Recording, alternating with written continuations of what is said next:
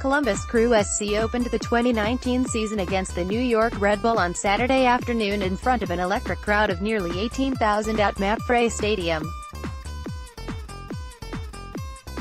The day felt like the dawn of a new era for Crew fans in nearly every way.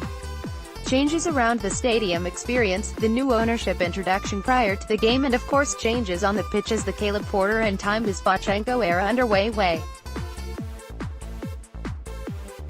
The result wasn't quite what the new Crew coach would have hoped for, as the match ended in a 1-1 draw. A full-strength black. It didn't start the way the Crew hoped, as Andreas Ivan found open space in the penalty box and put the ball in the back of the net in the opening 10 minutes. The black. Both teams battled in a physical second half, but neither were clinical enough in the final third to create many chances. Despite the disappointment of the draw, the Crew did show good signs in getting a point against a New York team fresh off of a Supporters' Shield win a year ago. Let's take a look at what we learned from this match and what areas of improvement there are for the team to build a strong start to the season. Struggles continue on the wings. Despite Pedro Santos' newfound confidence from the pre-season, the Portuguese winger struggled to make an impact in the match. He did run all over the field, and I was impressed with his willingness to track back throughout the match. With that being said, Santos just wasn't very effective on offense. His passing lacked accuracy and his decision-making was questionable at times. He did have a few chances throughout the game that showed glimpses of his potential if he can find his form that brought him to Columbus as a designated player in the first place. On the other side of the pitch, Justin Meram didn't provide much production on the day. He showed promise in linking back up with left-back Waylon Francis during the first half and did provide the solid runs that he's been known to make that allowed him to have such a strong 2016. Unfortunately, none of his runs or link-up play was able to produce goals in the final third prior to being subbed off. Robinho's potential. Robinho, the new signing, came on for Meram for the last 10 minutes of the match and really showed glimpses of what got him noticed by former head coach Greg Berhalter last season. The Brazilian's pace was evident as he made the field wider as soon as he came on the pitch.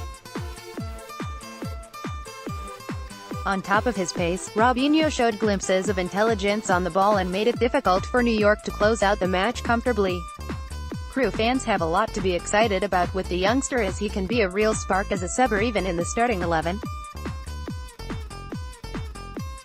In the form of the Crew's two starting wingers, it's not out of the question for Robinho to push his teammates for playing time and push Porter to find more time for him on the pitch as the season advances. Positioning on the backline. Columbus's backline was strong for much of the game, making clearances, interceptions and largely making life difficult for New York's attack. Despite a relatively solid performance by the four in the back, there are areas to improve on. For the Red Bulls' only goal, Harrison Afful was caught way out of position on a cross, leaving Ivan wide open on goal. This is uncharacteristic for Afful, but is something the backline will continue to have to improve on. Afful wasn't the only one who was found out of position throughout the match.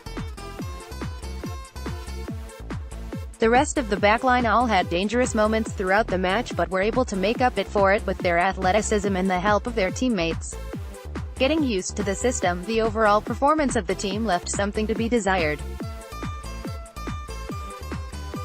It's certainly not out of the question to believe that this is the squad still getting used to the intricacies of Porter's system and its demands.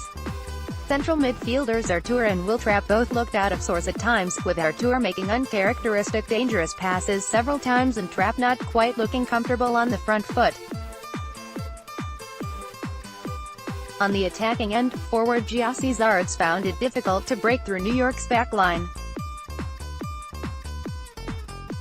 His runs often found him offside or not being to connect well with crosses and passes into the penalty box. Federico Higuain had his usual brilliant moments but also had spells throughout the match where he disappeared. Pipo was effective on set pieces though, finding Soro on the corner kick and putting in dangerous balls when given the opportunity. Heading into a tough stretch of matches, it will be important for the team to continue their comfort level and development with Porter's philosophies and system. Despite being quite similar to Berhalter's old system, the players are asked to do more, and it seems that for some of them, it might take some time and games to get fully used to.